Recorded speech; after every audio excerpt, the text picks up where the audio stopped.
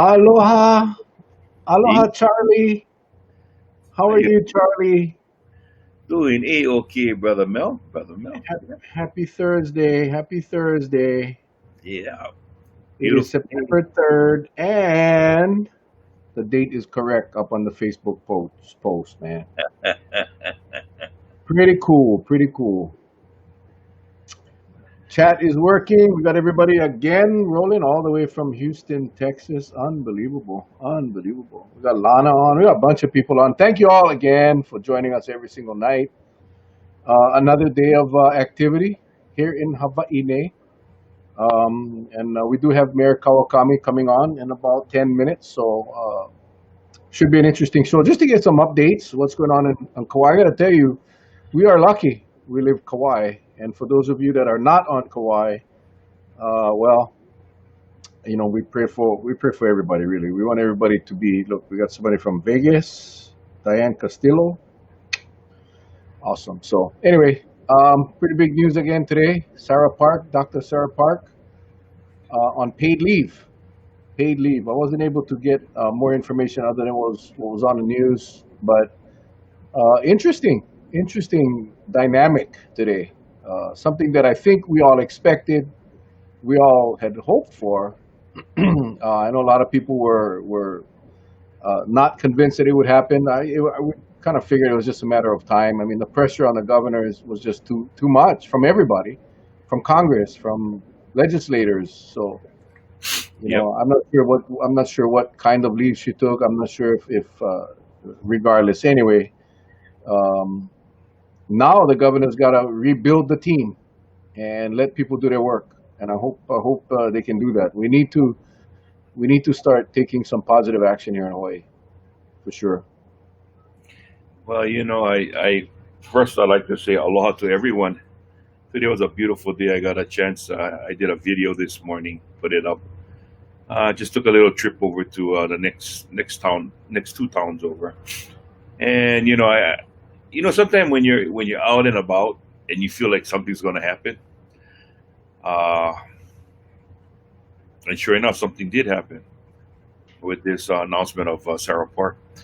But what is I guess for me, what is a little more confusing is it's sniffing was on again, and he said that because the tunnel usage was such a success, he doesn't think the federal government gonna give him any pushback, and he's gonna do it again. And I'm like, okay, so it's one of those things that we're sort of like in a holding pattern, right? It's like you're on a plane and you're in a holding pattern, and yet you're in one of those runways that's right next to the ocean, and you see a big tidal wave coming, and all you like do is tell the pilot, please get this plane off the tarmac and up into the air. Well, I learned one thing in all my years in county government was that is one thing you don't do is mess with the feds as far as, especially when they have funded that project so much, and Right. whatever Ed Sniffen thinks, and Ed is a good friend of mine. Don't get me wrong, I like Ed. He's a great guy. Kind of surprised that they defied the federal government and moved forward, but I mean they know a lot more than we do, and they may have connections at the federal Department of Transportation that we don't. But I know one thing: you don't test them. You do not test them. We're already on shaky ground with the federal Department of Transportation because of rail. I mean, we know that whole debacle that happened a couple of years ago, and in fact, not even a year ago, where they withheld money because Honolulu didn't really have the funding mechanisms in place to fund it. Right. And so, we're not in. And the other thing that a lot of people don't know, and this is, I know this personally because myself and Councilmember Ross Kagawa went up to Congress, trying to get some federal funds to help alleviate traffic congestion here on Kauai. And we were told that, now I hear the echo. We were told that Hawaii doesn't spend all the money that the federal Department of Transportation gives them. We're like doing very poorly. That we had, and again, this was a few years ago, but we had like $600 million that we didn't spend of federal DOT money. and that's why we couldn't get any more. So we're not in good graces with the feds, and so I think when they went ahead and just defied the federal government and say, we know we're told no, but we're going to go ahead anyway.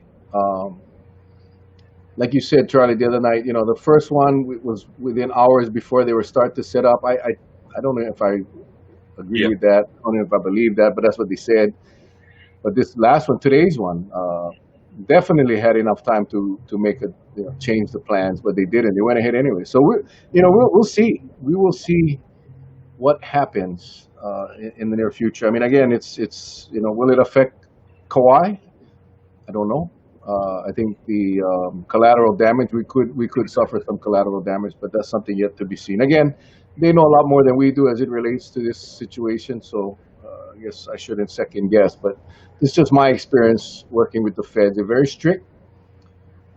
We saw, on Kauai just locally, these things don't hit the paper, but we were defunded money because of the bike path years ago. We had to pay back because we didn't completely follow the rules or the conditions, and that's where they get you, the feds. So anyway, I wouldn't be messing around with them. Whether you agree with them or not, this isn't about politics. This is about you take a chance when you do that, and we'll see the ramifications, if any.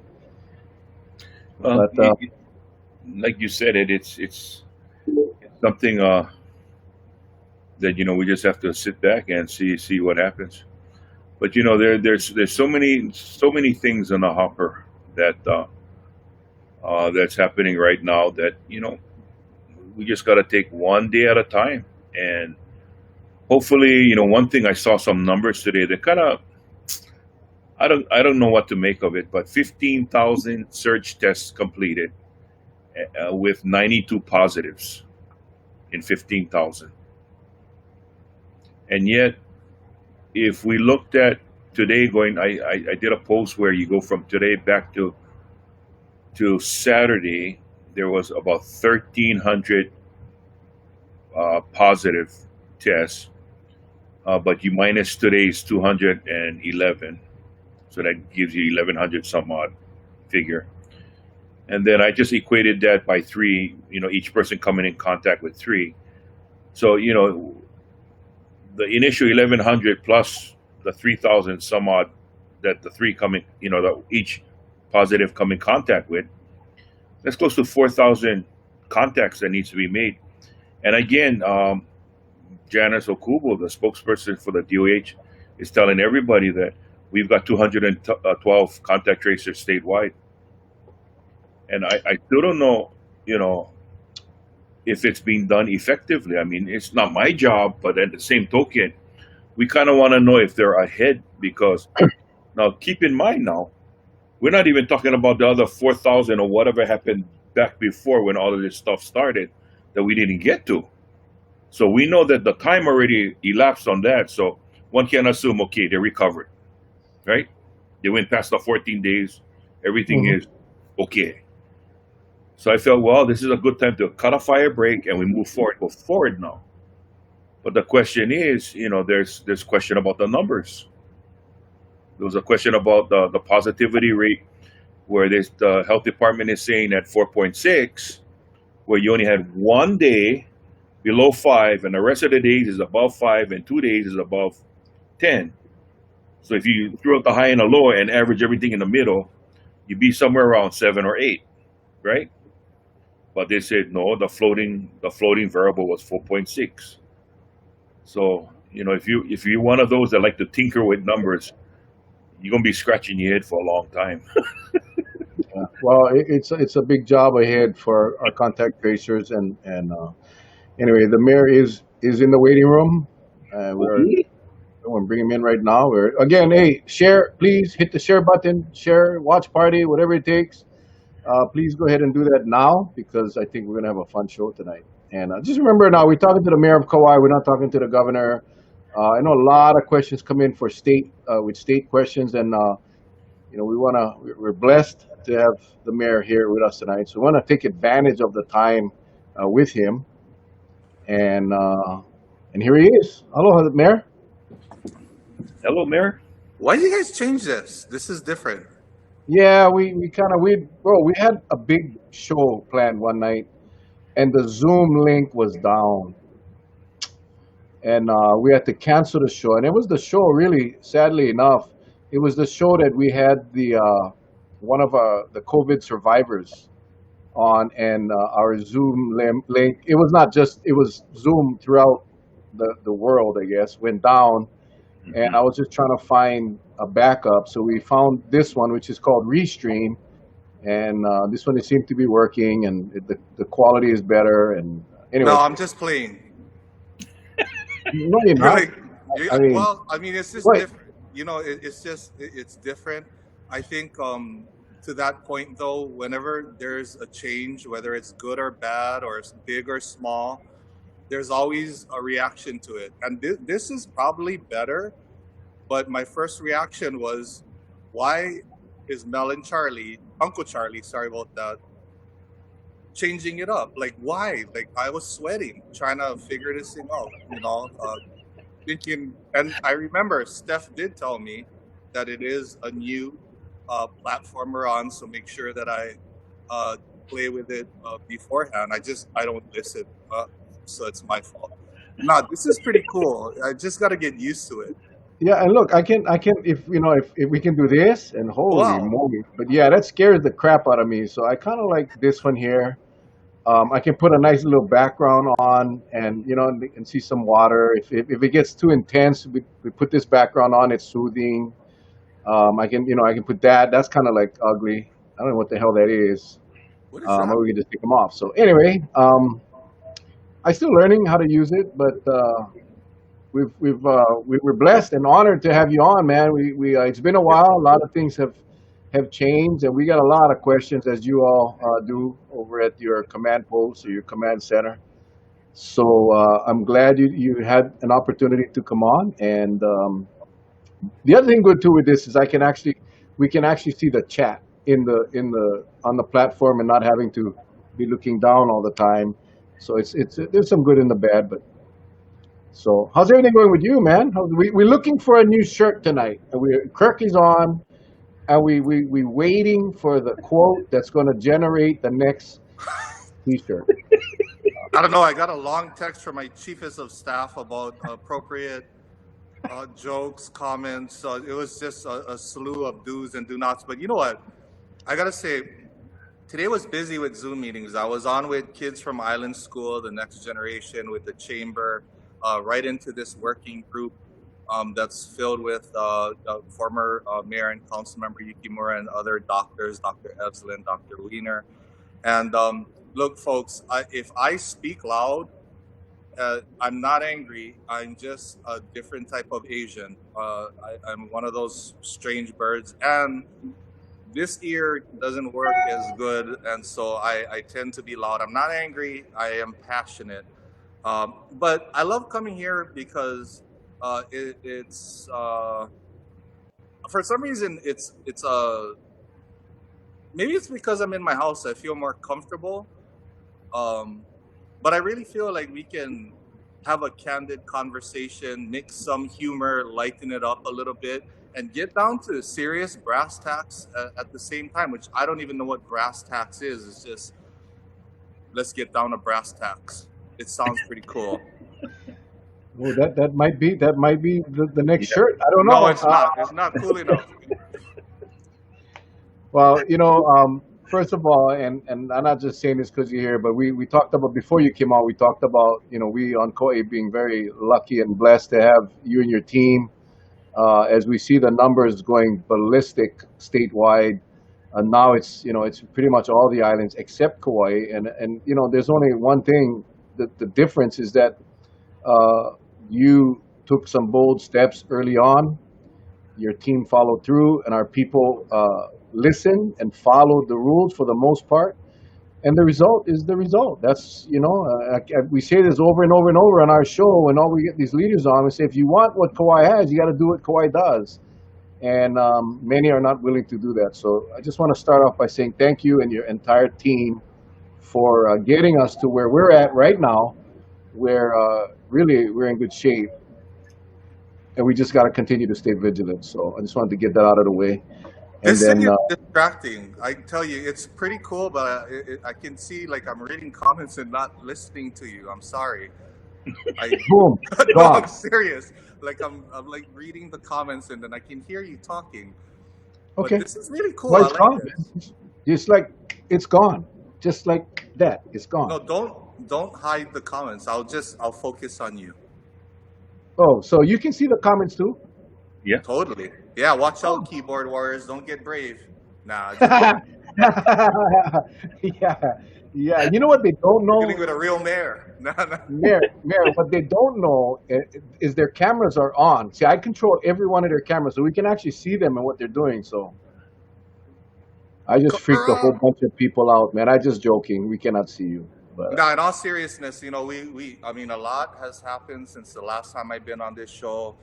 A lot of people are spending time watching national news, seeing what's going on across the nation, seeing what's going on in Oahu, hearing what the media reports back. Um, all I can tell you is that for Kauai, there, like I don't know what I did to deserve so much blessings, but one, we got a solid community for the most part. Most people are engaged and doing the right thing. I'm blessed with a solid team that has the stamina and the wherewithal to to grind away day in and day out. We're blessed to have a police department that very early on prioritized the enforcement of governor's rules and mayor's orders uh, uh, as the law of the land, so that it wasn't just lip service. And having National Guard, having you two folks as a bridge, and to provide a venue that many different people can come on and speak directly to people. And so, I mean, all I can tell you is this: is that um, I'll touch on contact tracing. Uh, so a lot of people are worried about contact tracing, and really the contact tracing is one tool. Okay, so we'll go down the steps. There's four pillars to managing a pandemic. Like and Mel, you as a military and as a veteran can respect and understand this, but keep it simple, right? Keep it simple. So there's four pillars: prevention, the holy grail, preventing people from getting sick in the first place. And that's why we've been telling people, look, this is a virus. You can't see it. It's not just floating around in the atmosphere. It's being transmitted through humans. We are the carriers. So wear a mask, wash your hands, stop touching your face and biting your nails, and try to maintain some physical distancing. I mean, if you're gonna engage with others, like have a bubble, like you don't have to be up in each other's grill to get the message out. So prevention is the holy grail. Two, it is detection. So this is where testing comes in. And when we started this mission, our testing capacity was only 250 tests a week for the entire state. Now that has changed, and so there is more testing. So we want to detect people that are sick. Three would be containment, and this is where having a robust contact tracing team is critical to quickly. Once you detect, you have to investigate who this person came into contact with, what was the intensity of the contact, and be able to do that investigation and get those close contacts quickly into quarantine so that they can be observed to see if they become sick. And those that are sick are going to need to be isolated. Our team on Kauai has done a stellar job as far as the everything, the detection, messaging for prevention, being able to detect quickly through contact tracing, which is not a perfect science. You know, you're going to miss some because it depends on if the person is lying or not. I mean, some people they get sick. Sometimes they don't want to say who they were with, and so that can make it a challenge. That trust, and then we can quickly quarantine and isolate it. So Department of Health has done a good job. And finally, the fourth is treatment. I know we talk about our healthcare workers and our doctors as that first line. They should really be the last line of defense. Like, and here's the reason why. Even if you have an underlying health condition, you can make a recovery. If you're in a hospital and you have healthcare workers that can give you the time and attention and the resources that an individual needs, there is a chance of recovery. When you start seeing a lot of fatalities, it's because the healthcare system has been overrun. You start seeing nurses and doctors start to get sick. You see them getting fatigued.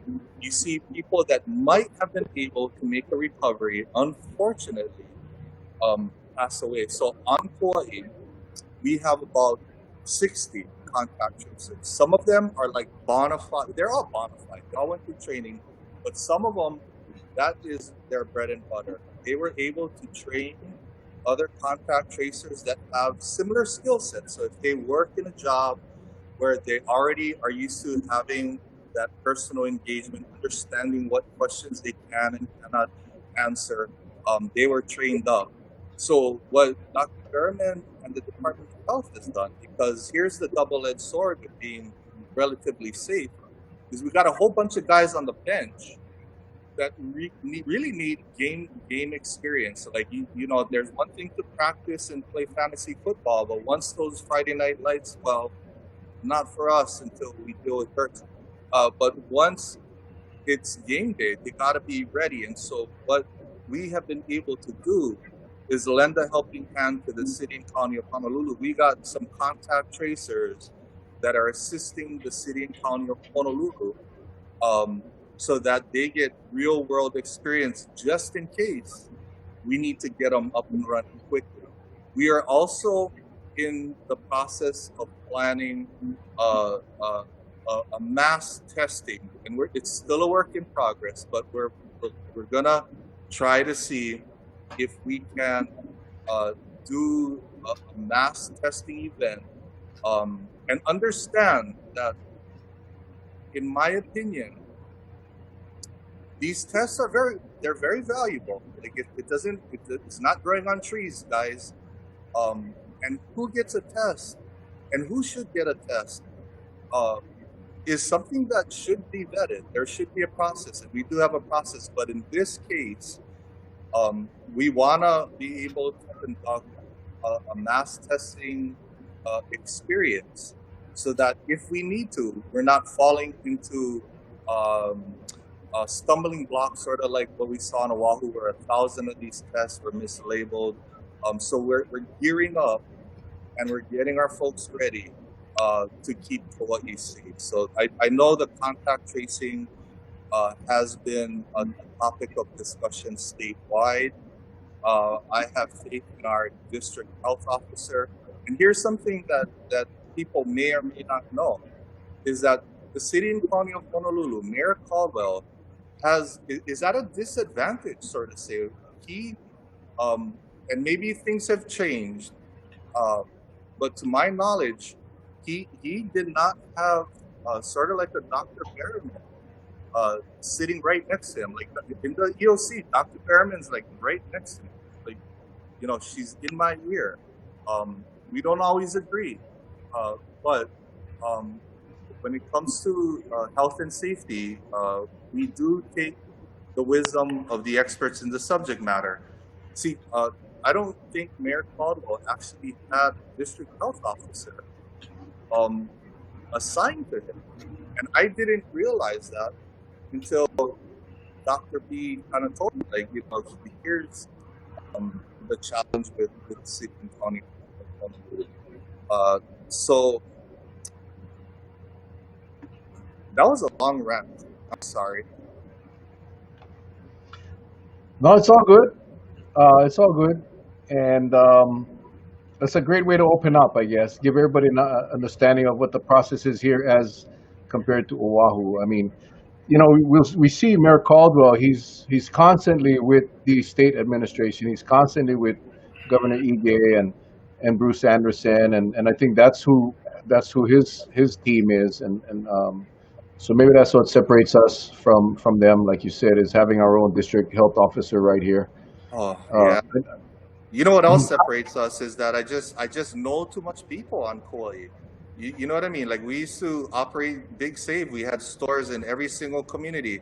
I know so many Nisei veterans that volunteered to go fight in World War II so that Japanese Americans like me could one day have a future in Hawaii and not always be labeled as an enemy of the state. We got kupuna. I mean I mean like to carry the weight of the possibility of having a lot of kupuna that helped raise me get sick and die is always on my conscience. I tell you, not much things keep me up at night besides my new addiction to Netflix. I mean, pre-pandemic, I was watching maybe 3 hours of TV a week.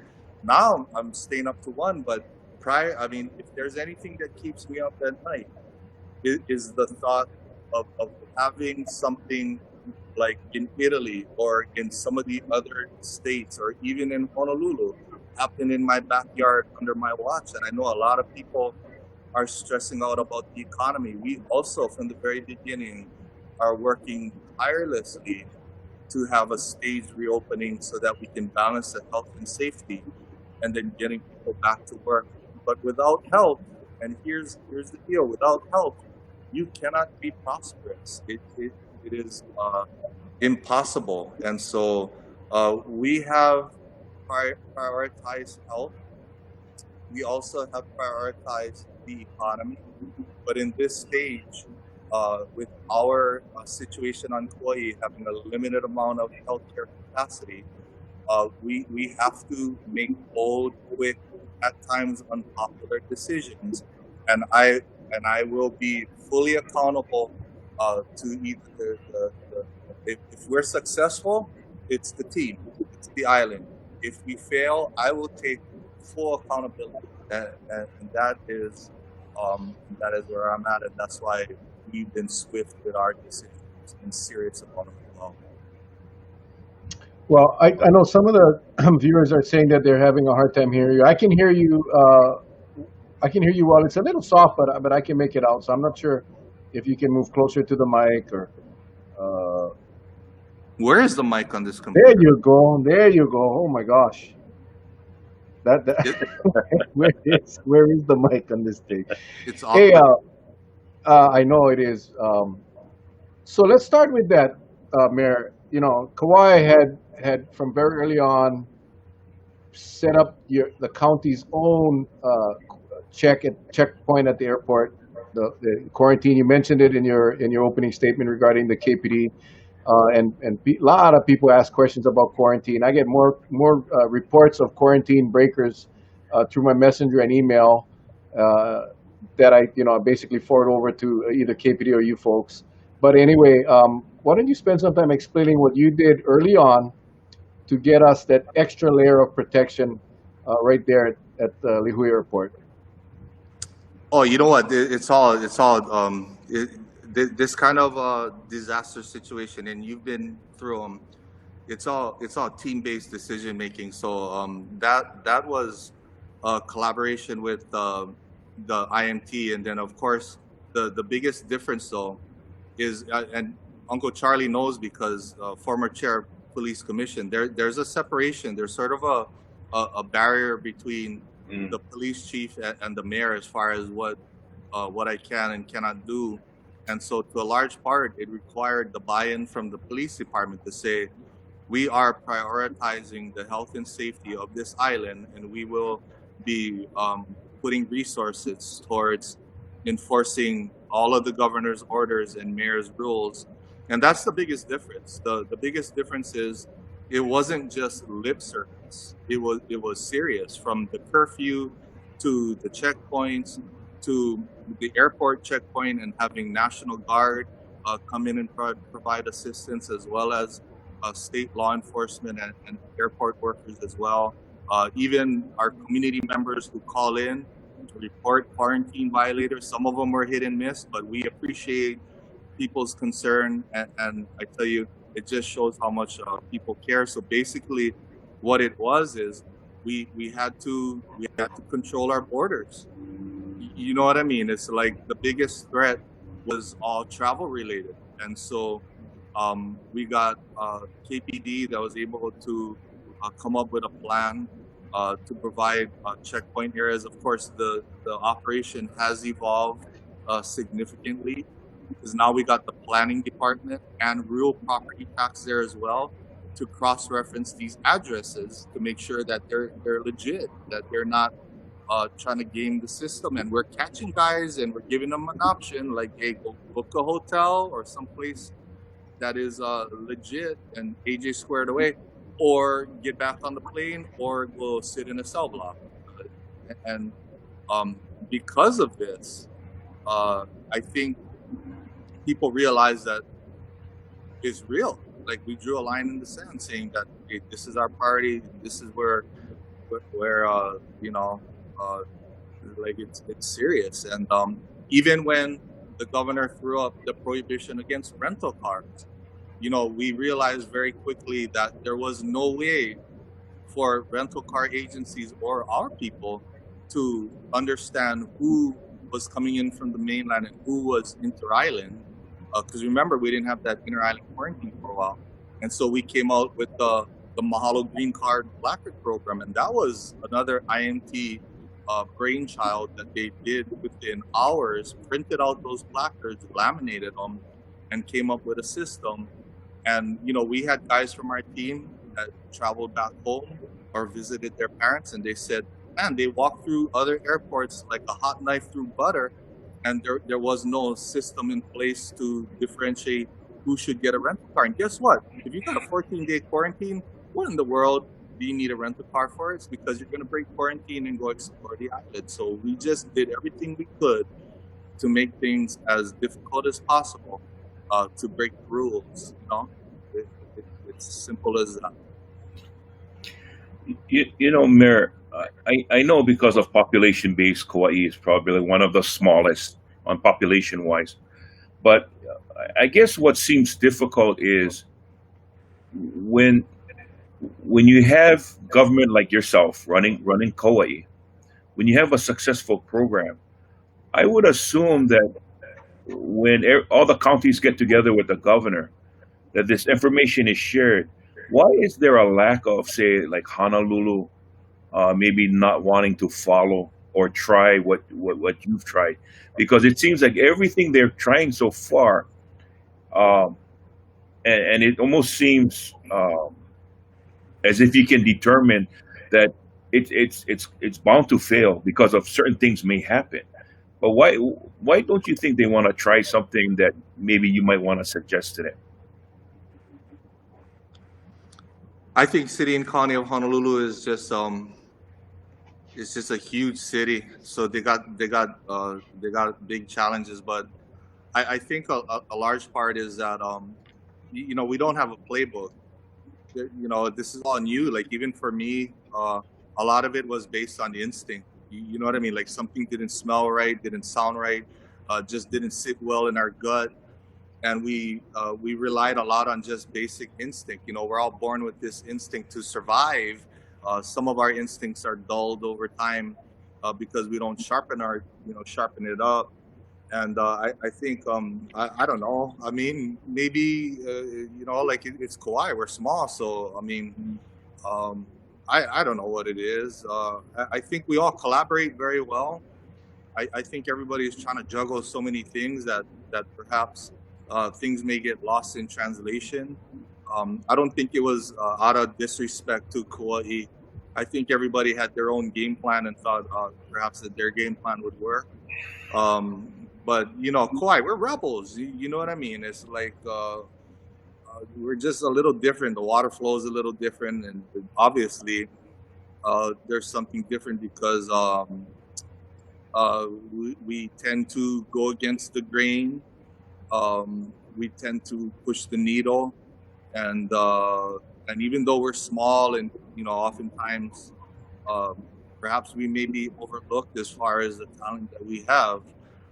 Hmm. I think to a large part, it, I think it's just I think everybody was tied up at the time. But there's a lot of things they did adopt. You know, eventually, you know, the governor asked us to get our playbook out.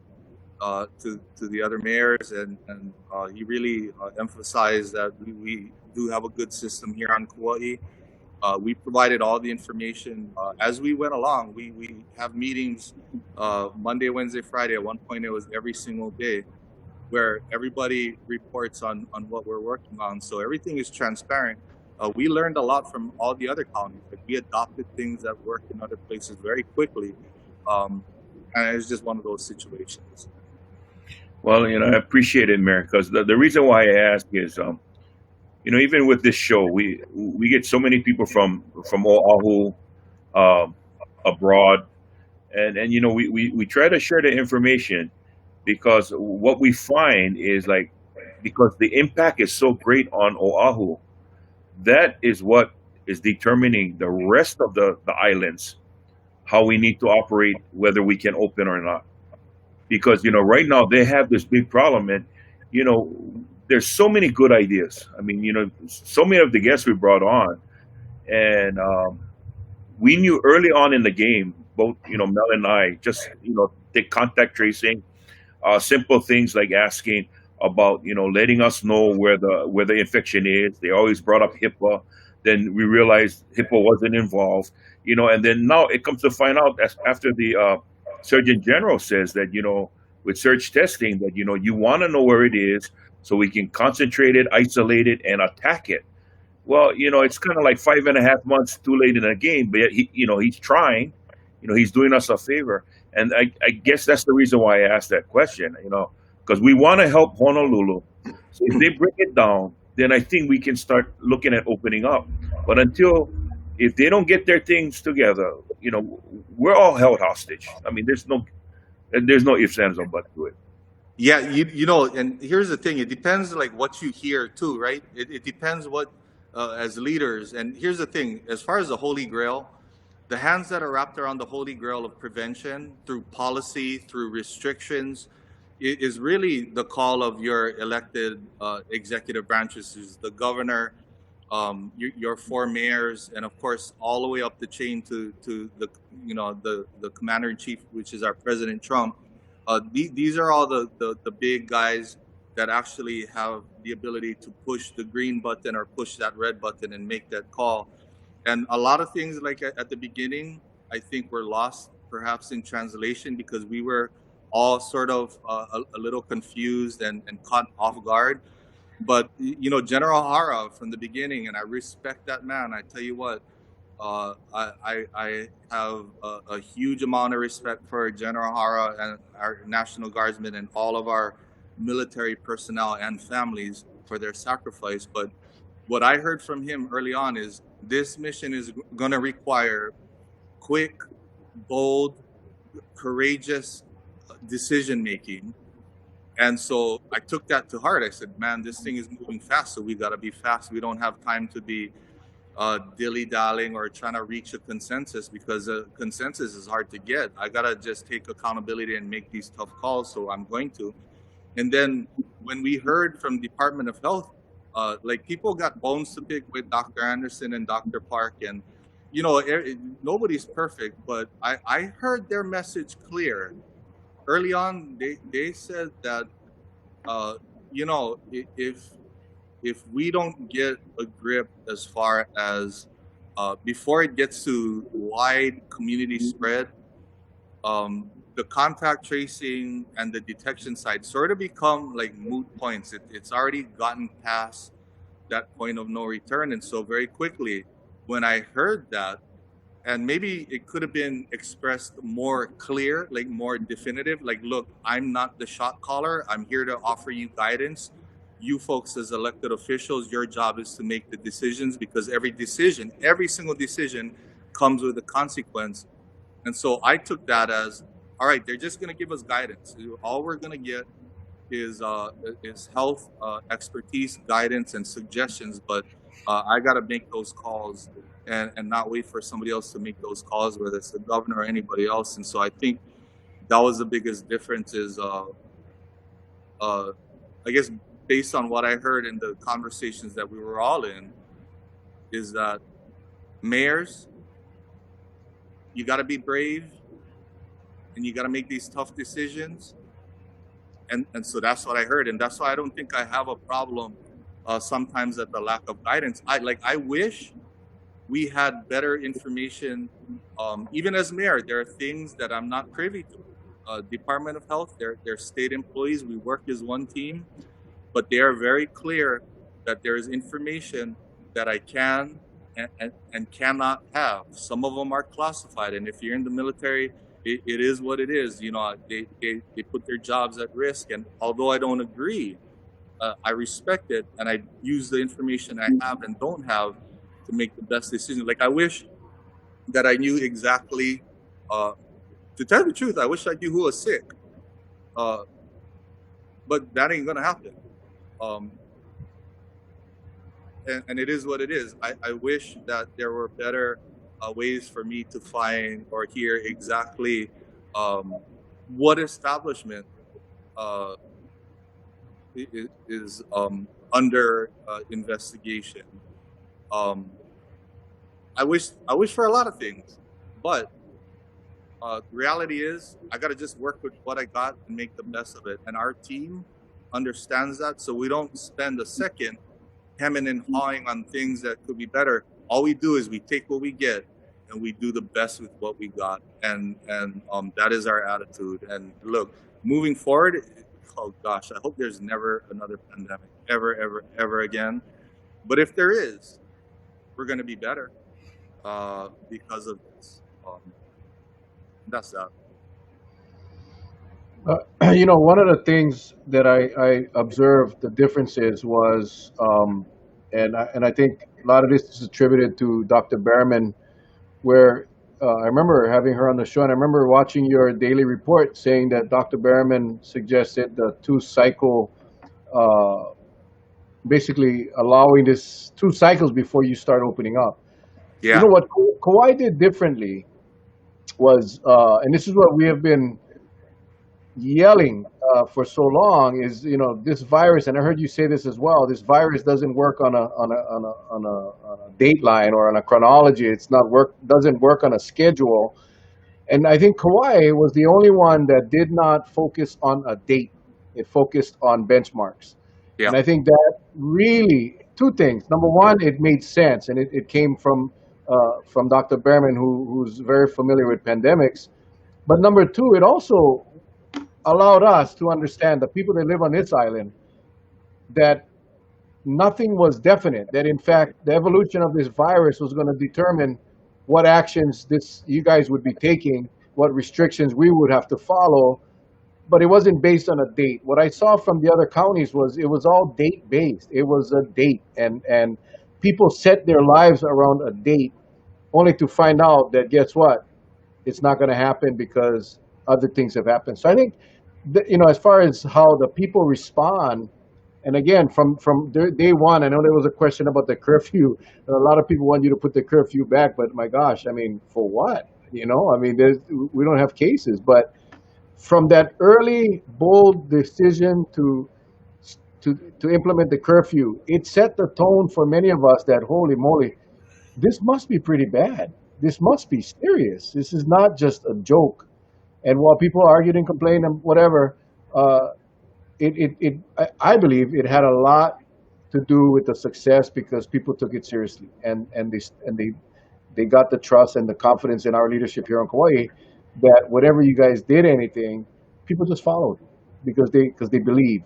And it wasn't wishy washy like some of the other counties because things change so frequently. So that was Yeah. what I observed. That's what I observed. That was a difference. One big difference. Yeah, we don't use dates because the virus doesn't have a calendar, you know, and then there's so many benchmarks and like on another show and I like Dr. Berriman, I got to tell you, um, so the, a lot of people are looking for metrics, right? They're looking for measurables, like what helps guide decision makers make decisions. And really, there wasn't a playbook. And until, you know, Dr. Behrman was called up on from the higher ups to say, hey, can you help formulate a flow chart of metrics, working with a working group, and taking data and putting something real hard and tangible in front of our decision makers to help guide. And she did, and it is a work in progress. But people should understand the type of metrics, and maybe on another show, either Dr. B can run it through. She's gonna work with me so that I can present it just as smooth, or maybe close to being as smooth as she can. I ran through it real quick with the chamber, but there's so many different factors that we look at benchmarks and sources of information. So, for example, we take a look at the epi curve here on Kauai and where we're at. When you talk about epi curve, where that curve is, and we take a look at every island's epi curve as well as the rest of the United States, because the discussion is when do we open up travel from the other states. So we take a look at epi curve. We take a look at food establishment compliance, because a number of diseases and viruses are transmitted through the food service industry if you don't have trained workers that understand about hygiene. We take a look at mask compliance. We have people that observe our community and how they are able to have discipline to wear masks when they're having gatherings. And I tell you what, Kauai is lucky because, our case count has been low. But I tell you what, there are people that do pose a risk that if we do have an infected person, they could easily, as we've seen in the past, infect a whole bunch of people because there's still gatherings going on. We take a look at our healthcare capacity, the percentage of ICU beds that are available. We got 9 on Kauai last week. 7 of the 9 were occupied with just regular people, not one COVID-19 person, but yet we only had 2 ICU beds. We take a look at the percentage of ventilators that are in use. We take a look at the turnaround time on getting test results back. There are so many different measurables that we weigh in our decision making on Kauai that, like I said, it's a science and an art. The science is the hard data, what our metrics are, and the art is the ability to react quickly when we feel that something doesn't smell right, look right, or sit right in our gut instinct. And so that is why, even though the private sector has asked us, what is the date? Mayor, tell me the date. Look, I'm not going to overpromise and underdeliver. I cannot give people a date because it depends. It depends on so many different factors. But we are working to restage the reopening. Many of you folks have heard about the travel bubble proposal. Like, look, this is something that we were working on our own just because when the state early on said that we're going to pre-test all the people flying in, we used our instinct to say that doesn't sound right because the rest of the United States is on fire with COVID-19 and there's a shortage of tests and PPE. I don't think they're going to be handing out tests for people that want to travel to Hawaii for vacation. That is what our gut instinct told us. And we said, we better come up with a plan B because if this doesn't happen, we got to have a safe, responsible way because travelers keep on traveling in, they keep on trying to break quarantine, and it puts a strain on our police department because they're human and they've been like working tirelessly, but at some point people are going to start getting fatigued. So as mayor, I have to manage the morale, I have to manage the energy of the team, and so I got to tell you, it's a work in progress. All the governor did was allow counties to continue to work under that philosophy of keeping people on a property, utilizing technology. So I know a lot of people were like, this is stupid. Well, yeah, because it's not complete. Like, hey, have faith. We prioritizing health and safety. We're going to make sure that we mitigate as much risk as possible. Yeah, I know a lot of people like move to Kauai. I'm reading the comments, and a lot of people are moving. They want to move to Kauai. That's kind of interesting. They Kauai is are. They're moving here. Like when me and my little bubble, which is my own family and my own household, get out to enjoy the weekend, I get people walking up to me saying, "Hey, you the mayor? Are you?" Well, not "Hey, you the mayor." Are you the mayor? And I'm like, "Oh yeah, hi. How are you doing?" And they're like, "Oh my gosh, can we take a selfie?" I'm like, "Yeah, you put a mask on and let's like try to distance because." And then I get to asking like, "Well, where are you guys from?" And, "Oh, how long have you been here?" And then to come to find out, they live here. Like they have seen Kauai. Uh, it's a double-edged sword, right? They have seen Kauai with a safe environment, with a loving community, where the saying "it takes a village to raise a child" still is alive and well, and they want to be here. And No, I know, I know. yeah, It's and we see a lot of intended residents coming here. We see a lot of people, and again, the whole thing with the TVRs and restricting these addresses from being used only twice, no more than once in every 6 month period.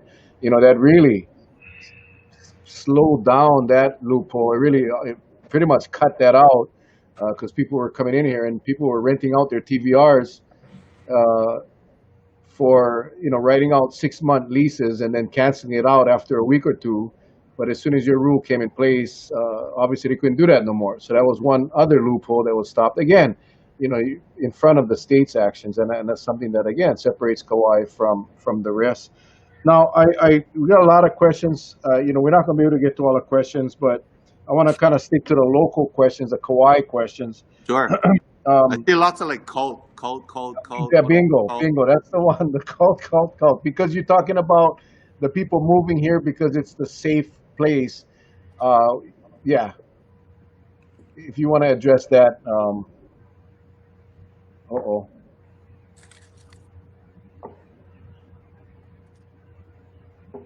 I got my crystals.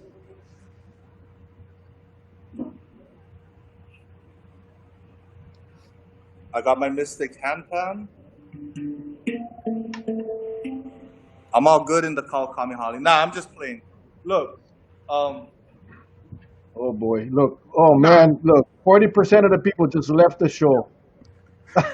nah. Look. Here's the deal. Um, like, uh, full disclosure, I am Catholic. Uh, and um, and I'm staunch in my beliefs. And look, my beliefs are my beliefs. Uh, my church, I don't go to church nearly as often as I should.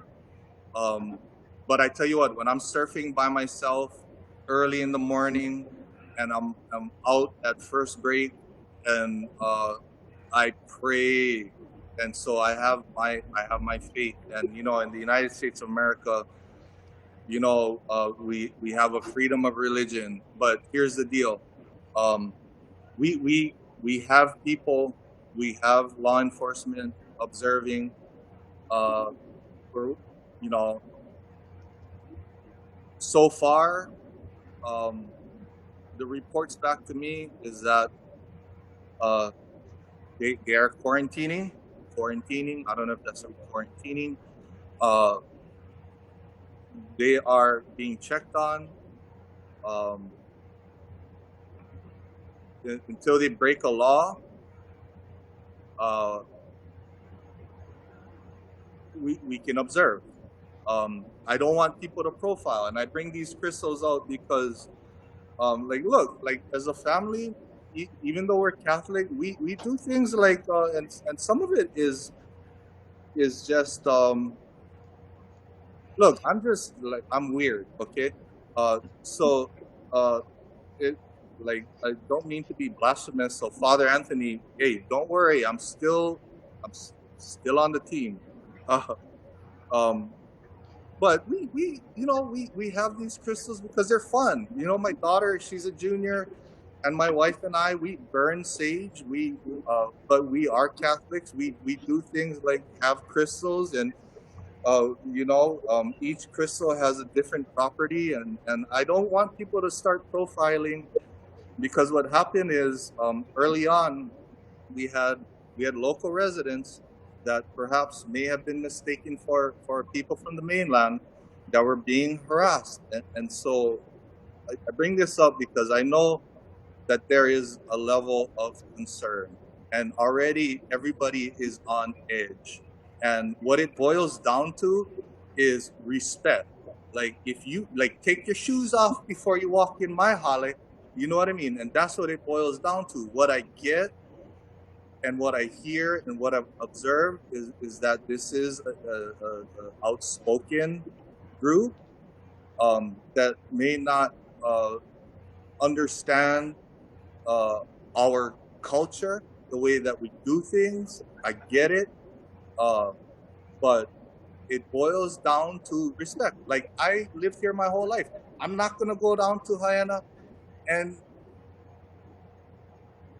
and and flex on it. You know what I mean? I'm not gonna dare go down West Side and people are fishing on the landing, even though my dad is born and raised in Waimea, right across that landing. I'm not gonna roll up with my pole and go set up shop and throw my line in the water. Like that's we have respect, and people either get it or they don't. They eventually will, and as long as uh, there's a lack of respect, people are going to respond. Like if you're cool, if you're a cool cat, I don't care where you come from, you're cool. But there's local people that are jerks too. You know what I mean? Like who's abandoning vehicles? Like who's doing crazy stuff like stealing uh, plumbing fixtures from our park facilities. We put in a new one, and then they steal that one. Like it ain't visitors. So it's just about being respectful. And so I tell you the truth, as mayor, I am more worried. I have more concern about people taking justice into their own hands, and I wanna really emphasize the point that our police department is gonna do everything that they can within the law and upholding the Constitution to make sure that Kauai is safe. And if people ask me, what about the cult? I mean, have you seen them? I'm not too scared of them. Like, I'm more scared of what's going to happen, like, once they come out of quarantine, quite frankly, just based on some of the things that they've been saying and some of the things I've been hearing. Like, I'm more concerned about, like, their safety if they roll into the wrong neighborhood with the wrong attitude and Bombay learn. You know, I don't want them to learn that way, but it's a genuine concern about them being in the wrong place at the wrong time, strolling in with their shoes on, uh, and we just don't need people to react with violence. Please, I know that we're all on edge. And I know the last thing we need is for people to disrespect us and our way of life and what we hold near and dear to our hearts as Kauaians. Please do not resort to any sort of violence or intimidation or harassment or anything that is going to require our law enforcement officers to uphold the law and possibly have an unintended consequence with you having to pay the penalty. Um, I pray that they keep themselves safe by being respectful, but I cannot control the uncontrollable. But everybody can control their own personal response and their own discipline and their own vigilance to keep an eye out for suspicious activity. And look, I gotta live within the law too. It's not like I can go down there and knock on the door and tell them beat it. I'd get in trouble. Well, I will say that I mean, I know KPD is looking into this cult, and our office is actually working with the Attorney General's office. I mean, it's a multi jurisdictional effort. The problem is, again, the misinformation. There's a lot of misinformation. They come from Crestone, Colorado, and I see a lot of articles coming out about that cult that they suspect may have killed one of those young ladies up there, but that's a completely different organization, different cult. So we're trying our best to identify, even working with the Crestone law enforcement agencies up there in Colorado, to get as much information as we can. And I agree with you. We gotta number one identify and figure out what these people are about, what their motives and mission is, and then take it from there. But they were they were in quarantine, and they won't be in quarantine forever. Yeah, And they're going don't to be get caught slipping. yeah. That's it. I mean, I think a lot of people watching. I mean, Yep. Lot, and I can't talk much about what we're doing in our office, but I will tell you that it is definitely Justin. When we found out about it over the weekend, last weekend, Justin basically had us move forward with taking a look. So that's all I can say right now. But I mean, we're just as concerned. We're just as concerned. But like the mayor says, we gotta, we gotta, we just cannot control what we cannot control. Yeah, it's like one of those things. Like, man, a pandemic, hurricane. We had like a tornado warning, tsunami warnings, murder hornets, and now, like, yeah, cold, sweet. What else? You know what I mean? And like whatever cult, but hey, be a cool cult. Like be like harmonious. Like, the definition of a cult doesn't have to mean that you're hurtful. Like, we're not down with any sort of abuse, disrespect, all the allegations. I'll call them allegations because I don't know if they're ever convicted of anything. And we're, in America, we give everybody an opportunity for a fair trial, and that's the right thing to do. But I'm gonna tell you, just be cool. And this is not the cult that came to the Big Island. All right, that I know a lot of people are saying that it's not. This is completely different. Bunch of people, and it's very concerning. Some of the videos, if you watch their videos, it's very concerning. But again, we gotta let law enforcement and everyone do their job Bro, and that get video is straight up crazy. Like that's where I had like genuine concern. Like I was watching that. I was like, bruh, I gotta calm this situation down because it's gonna be a nightmare to have to deal with like all kind of false crap medevacs and just you know what I mean? Like that, like please don't do that. Like don't like don't, because you're gonna get caught. Guaranteed. Like in yeah. this day and age with social media, it's not like when we was growing up. Things that were acceptable back then are not like acceptable now. And I will never condone violence, but I tell you what, I learned about respect out of fear. We cannot do that anymore because there are laws and there are camera phones and there are witnesses. So don't do that kind of stuff. I'm telling both sides, hey, let's take a 10 deep breaths, everybody, especially to love has won and our people, and please be peaceful. We don't need anything else on our plates. We got a darn pandemic. Yeah, well, we are watching them, and yeah, it's they are nuts though. They're definitely crazy, definitely crazy. And I can say that I'm not the I mayor. didn't, yeah, I didn't say that, guys. So don't I be did, like, I did because they are.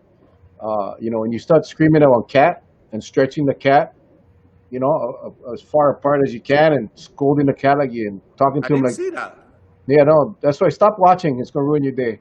I don't even watch social media no more, man. Yeah, well, Like again, me, that's like yeah, I don't. You know what? I'll tell you the truth. I don't even watch the national news. Like I don't even know how politicians made a virus political. And I'm saying it's on both sides. Like there is no innocent party in this thing, man. It's a virus, and like we're gonna get to the bottom of it. I know there's a lot of opinions on it, but I tell you what, I almost feel ashamed to be in the same class as an elected official when I've seen just and like I'm saying, I'm not taking a side. I'm just saying it doesn't sit well with me when people take a disaster and play politics and then use fear and a challenging situation as a political opportunity. And I don't get, I don't get. It's not angry. It's just it's disappointing because people follow elected officials. You know, people put trust in us, and what we say and what comes out of our mouth resonates, and so it's a huge responsibility. To me, it's like owning a firearm, and hey, I'm a hunting enthusiast. Um, when you have that type of uh, when you have that type of responsibility in your hand, you got to be responsible with it. You got to watch what comes out of your mouth because people put their trust in us, and when man, I get emotional about this because I got so much deep feelings about what I see happening that I disagree with, and I will never I will always try my best. I'll always try my best to not uh, call people out because my dad always said I got a name that I gotta uphold and a code of honor that I gotta live by, and I gotta let people be able to go back to their families intact with their chin up and not shame them. So you won't see me. You will always see me trying my best to not do that. But if there's people out there that feel guilty about the words that are coming out of my mouth, then good, because it's not right. People's lives are at stake. There's people that are afraid. We should be working together. We can agree to disagree, but we shouldn't turn this into a political issue.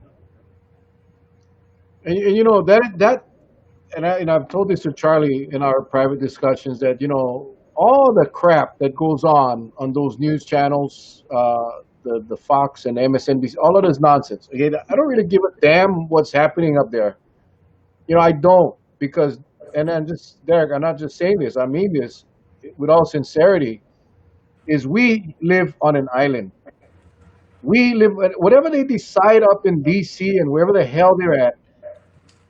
While it may impact us long term, or you can stretch it to make it appear like it's affecting us in our daily lives, at the end of the day, the decisions that you and your team make, our county council makes, is what is going to impact our daily lives.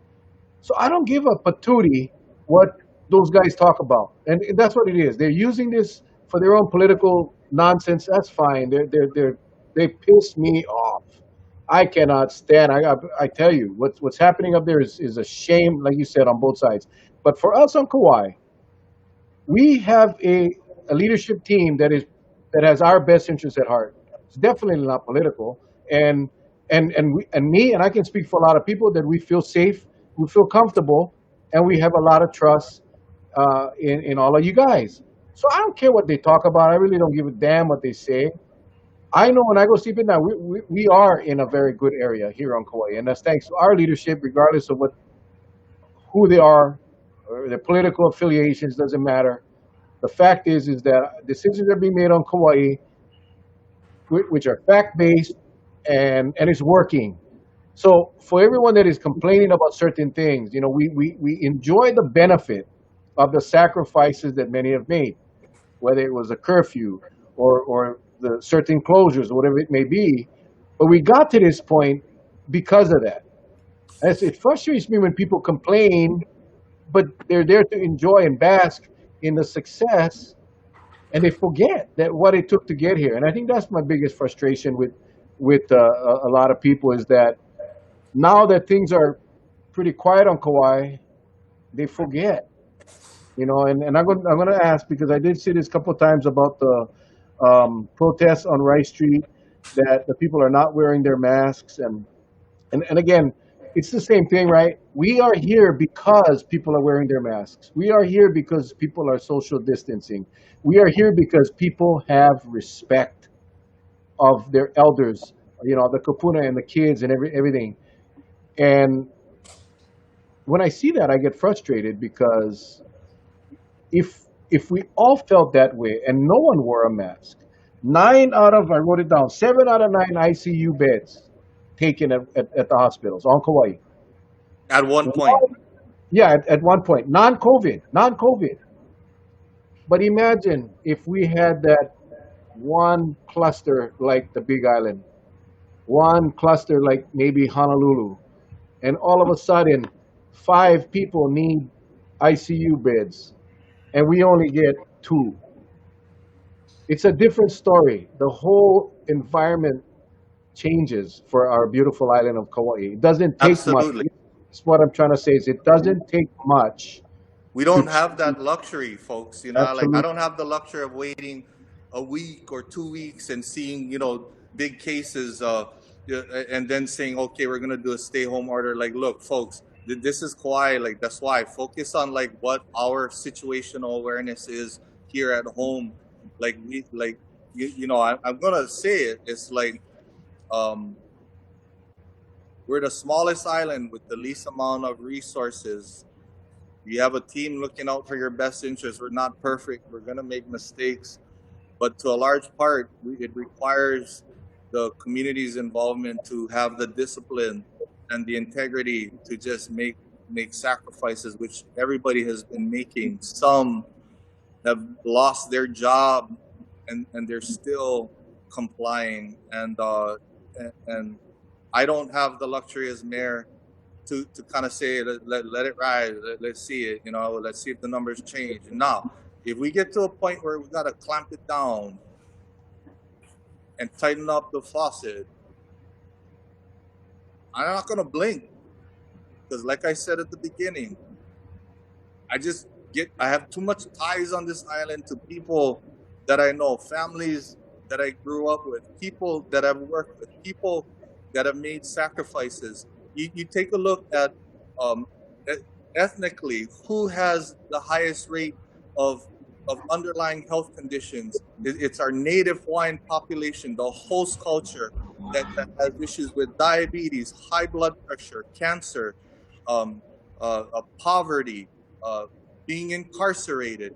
Like you talk about getting the short end of the stick. Um, these people are worth fighting for. And I know people have different opinions on what I believe, but I just like I would not be able, if I do everything that I can do, if I give 110% and we fail, that's one thing. But if I fail because I pause or I am reckless or if I become fatigued or if I have a cloud in judgment and I stop listening to my team, and if that causes a failure,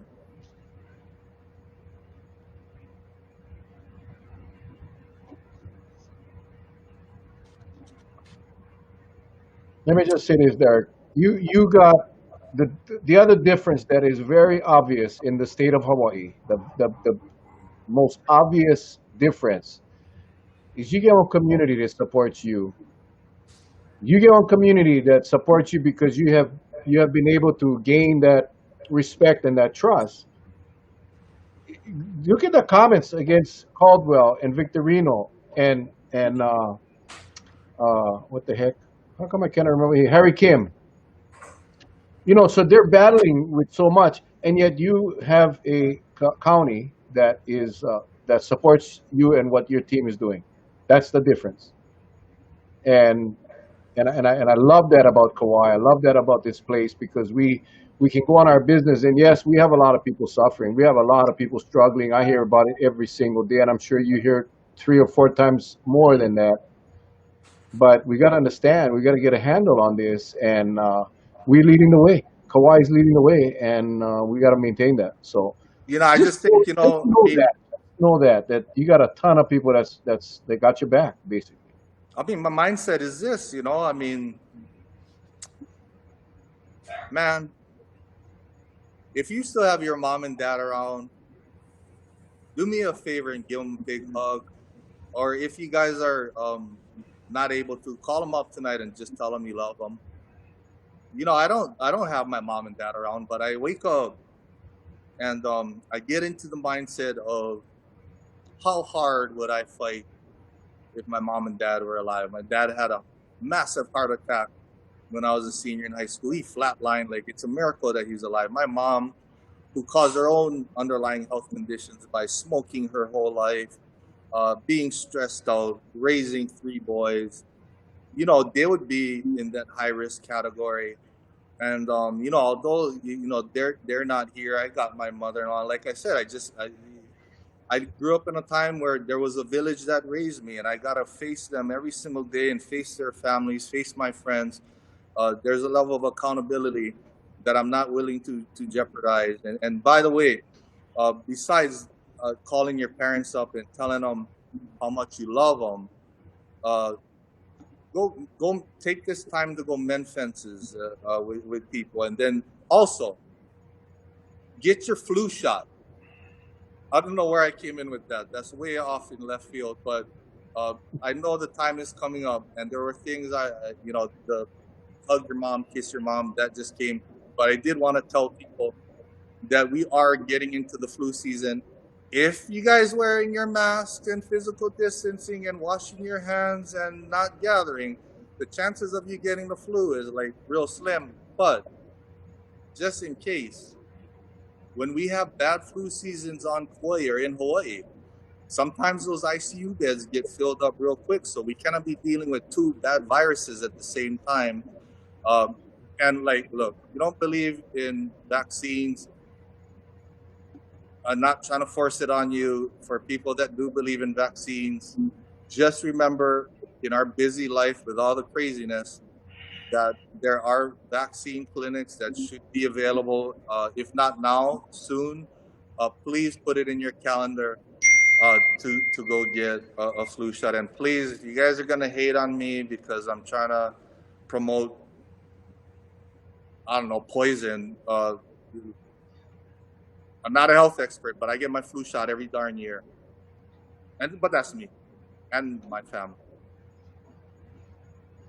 Well, I did get an email yesterday from Ray Ho from the Department of Health, and I will be giving him a call. He's going to provide us information about that exact topic. That in fact, the medical experts are recommending that everyone get their flu shot. You know, it's just two horrific, the flu virus and the COVID virus, not good times for people right now. So we will be getting more information and spreading that out to our viewers, hopefully this week. So thank you for bringing that up. Thank you for bringing that up. Well, we are at the. We actually went a little past, Derek, and I know you had a lot of things to say, which is very cool. It's so refreshing to hear you in this environment where you can basically say what's on your heart, and we appreciate that. But you have any more comments to say before we head out? Thank you, Mel, Uncle Charlie. Uh, I tell you what, I don't know how would you change the screen again? Yeah, because Not changing. this is the close, man. This is the Oh, close, baby. Yes, this oh, is so all what you. I see is what everybody else sees. Yes. That's weird. Uh, it is what it is. Okay, hang on, hang So on, hang on, hang on, hang on. Let me just do no, no, this. this is cool. Okay, No, you like that? Okay, okay.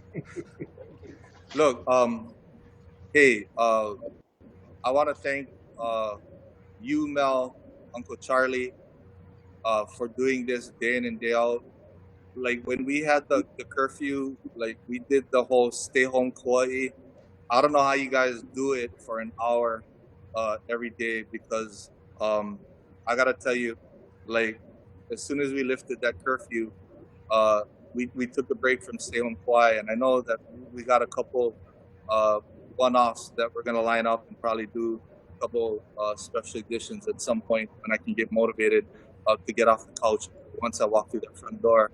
But I want to thank you folks, all of the people that are taking time out of your precious evening and giving me your time. I want to thank you for that gift.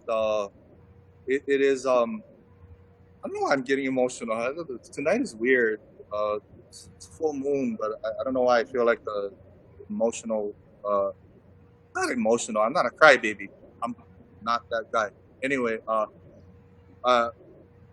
you guys are giving me a part of your life that you're not going to get back by tuning in.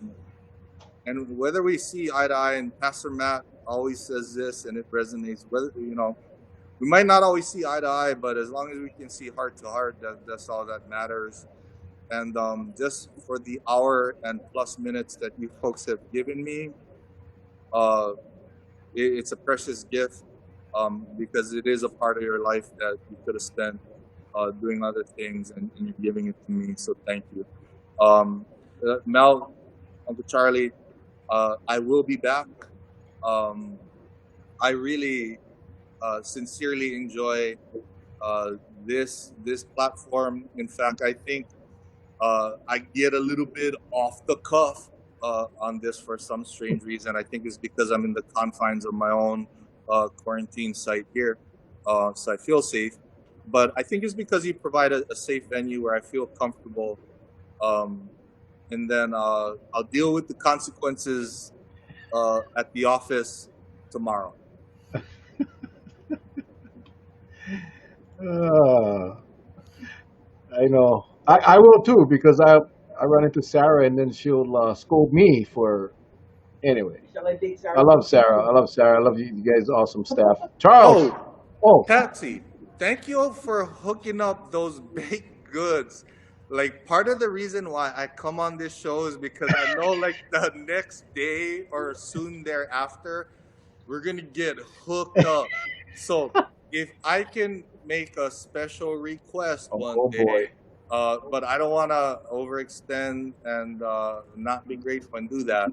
So whatever it is that you're gonna bring, and I shouldn't assume, but thanks in advance because I know it's coming. I know it's gonna be delicious, and I share. Everybody gets the baked goods. Like I'm not hoarding it like toilet paper. It gets spread out to the team, and they all appreciate it so much. Like this type of operation, people don't realize how much food, good tasting food, plays into the morale of the team. So every time you hook it up, uh, that's what keeps me coming back. So thank you, Patsy. What is the special request? She's asking, what is the special request? Is there like? Don't you gotta answer because otherwise Oh she's yeah, gonna try. look, anything with Oreos, and then I don't even want to say what Oreo I am in love with because there's like a million and one Oreos, and then I like every time like when we did a butter beer, like there was a run on cream soda and butterscotch, like it went out. Like when we were doing the stem quad, I like the birthday cake Oreos. I like birthday cake anything.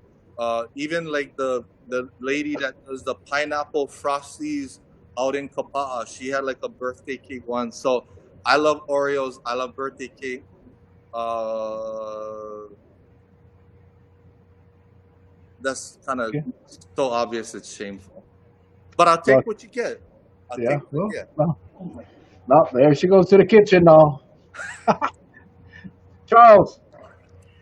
Thank you, Derek. Thank you. Thank you. Appreciate it very much. Thank you. Well, Are we all? not yet. We're gonna wrap it up right now. I just want to thank you, Derek, and again your staff for doing what you guys do for keep us safe. We appreciate it. Keep up the good work, man. Keep up the good work, and stay safe. We pray for you guys constantly, man. We just happy to have you guys there for take care of us. So stay safe. Thank your family as well for giving you up for this hour and 15 minutes. You could be doing something else as well. So we appreciate your family giving, letting you, sharing you with us is what I'm trying to say. Nah, I entertain them too, so we're all good. And we're gonna go watch a couple horror movies after this. If you guys want to have a movie review, like I've never watched more TV in my entire life. Like it's gonna be something I gotta break because it's not productive. But I don't watch the news because there's so much negativity out there. Peace out. All right, man. How do you end this thing? This is new. I hate change. Nah, hate is a strong word. I love change. How do Anyway, you end this thing? tomorrow night 7. I don't even know how do you end it. I can boom. I can do that. But then you're still okay. Boom. There. Bye. Okay, he's gone. Anyway, thank you all. Tomorrow night, 7 o'clock. Tulsi Gabbard will be back with us. I just got the message a little while ago. She'll be back to share and update us with what's going on in Congress and as well as in Hawaii. So exciting night tomorrow night, 7 o'clock, guys. Charlie, it's been a long day, my man. See you guys tomorrow night. God bless. Hey, viewers, we hit over 1,000 comments tonight. This thing tells me that it's like all kind of fireworks go off. So thank you all for your engagement. We love you guys. We'll see you guys tomorrow night. God bless. Take care and stay safe. Aloha.